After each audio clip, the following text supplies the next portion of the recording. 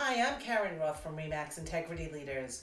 What are the 5 concerns most sellers face when putting their home on the market? We're going to discuss the 5 biggest concerns sellers face when putting their home on the market.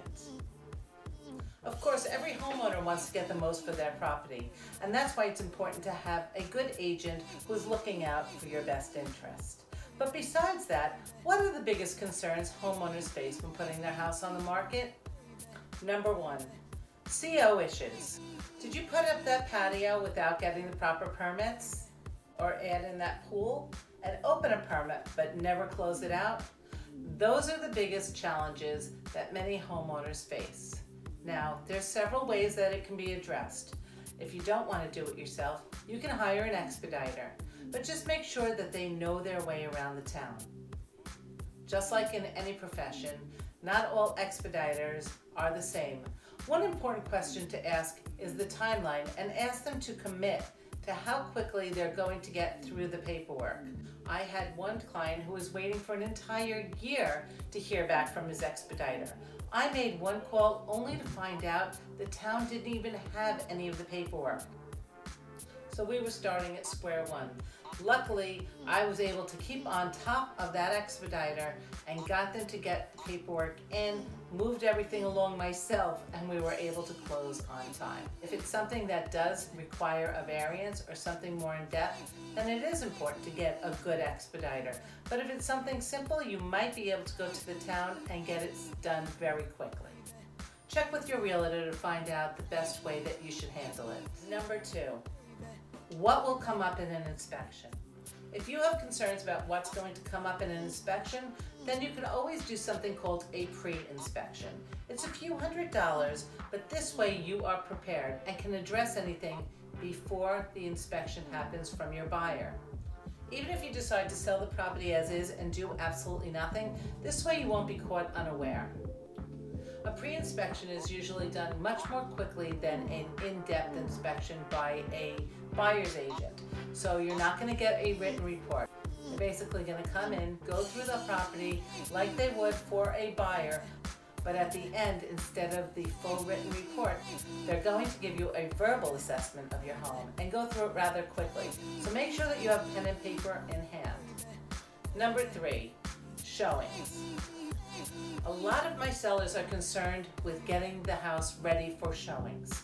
They want notice if possible, especially if they have children and pets. Running around trying to keep the house in mint condition when you have a full house can actually be very stressful. Especially if it's a home that you've outgrown. That means that there is a lot of stuff in the house. Sometimes it's easier to pack up a bunch of your items and either put them in storage or put them in boxes. If you have a garage, you can store them there or in the basement. This way the house will show clean, simple, and spacious. And it's also a great time to get rid of the toys and items that you've simply outgrown. Sometimes it's just easier to set up set dates and times that they're going to show. This way there's no surprise appointments. Number 4, selling and buying. If you need to sell your home in order to buy your next home, then there is always that concern. Will there be an overlap? Because nobody wants to move twice. It's stressful enough to move once. So there's certain things that you must do. The main thing is when you go to contract on your sale is to put a contingency in there that you need time to find something to purchase. Make sure that your attorney is okay with that. Not all real estate attorneys are willing to put that in the contract. It's hard to find something to purchase, so you want to make sure that you do not put yourself in a bad position. I've had a kill switch in many of my deals where if the seller can't find something by X date, then they have the opportunity to walk away. And there's such a lack of inventory that buyers are willing to take that chance. And number 5, the biggest fear, the move itself. Are you planning on doing the move yourself or hiring a moving company? You definitely want to interview different moving companies, especially if you're moving out of state. I've heard of some people that have moved out of state and their items didn't arrive until weeks after they had moved, and they were living basically on the floor.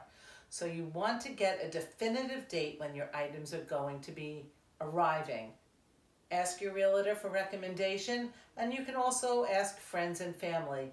If you're going the social media route, just make sure that they have several people commending someone for a good job. Or else you just might end up with someone's family member.